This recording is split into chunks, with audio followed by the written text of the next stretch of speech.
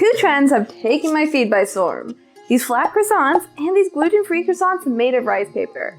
The culinary world is freaking out over these, but I have yet to see somebody put the two together. Guess what we're doing today? Let's get baking. This recipe starts off with rice paper, or more specifically, a lot of rice paper. I find it really interesting that somebody out there was looking at this stiff sheet of rice paper and thought, bread. Seriously, the true visionaries.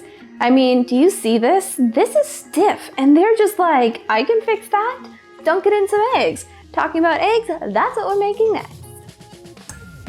We're mixing 4 eggs, 2/3 cup of oat milk, 4 tablespoons of sugar, 2 tablespoons of oil, and then my secret ingredient, a 1/4 teaspoon of nutritional yeast. Now you don't want a ton of nutritional yeast. This is just a 1/4 teaspoon. And over the years, I have learned that adding just a little bit to dairy-free recipes can give them an amazing buttery flavor that they would otherwise be missing.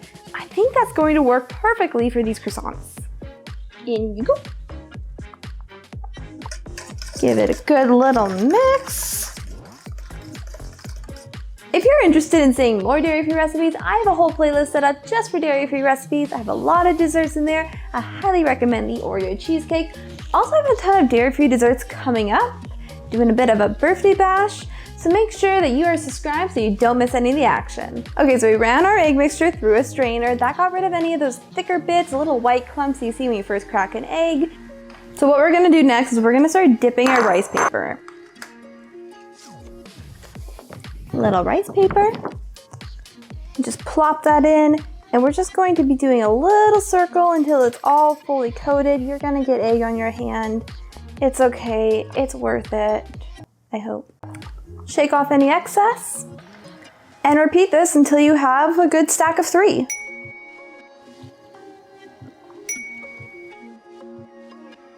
Okay, now that we have our nice golden stack of rice paper, we're gonna start cutting out a little triangle in the middle.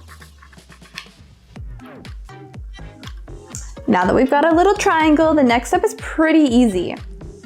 Just gonna lay that down. Lay one side horizontal, and then lay the other one over the top. And then we're just gonna roll up.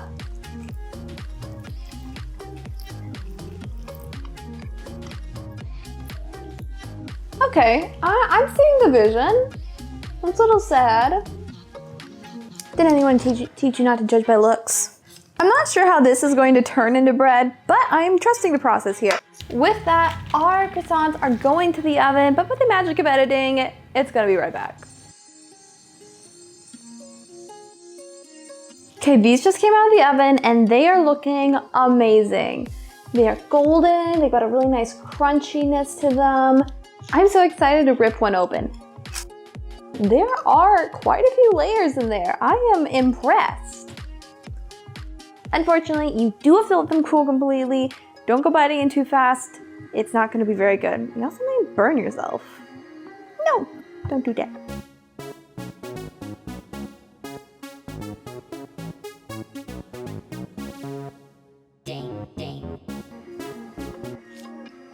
It is the next morning.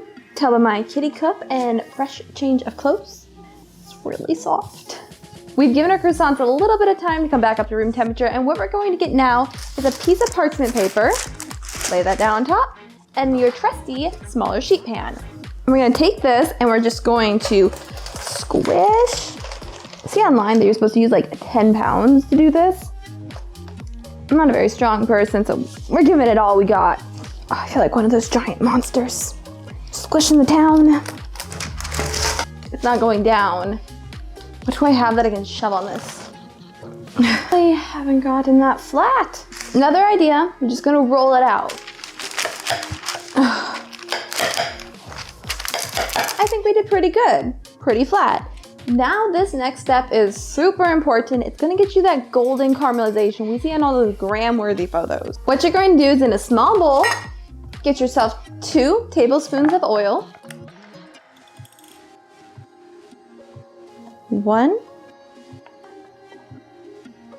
2. And next we're going to be using a 1/2 tablespoon of maple syrup. Now, I've seen some people use honey, I've seen some people use sugar, but when in Canada, you use maple syrup. That is more than I wanted. That's okay. This is not exact. The goal is just to thin out the maple syrup so that we can brush it on our croissants. Now, how we are going to cook these, it's actually what I find most interesting about this recipe. We're not sticking back in the oven like I would have thought, we're actually cooking them on the stove. Let me show you.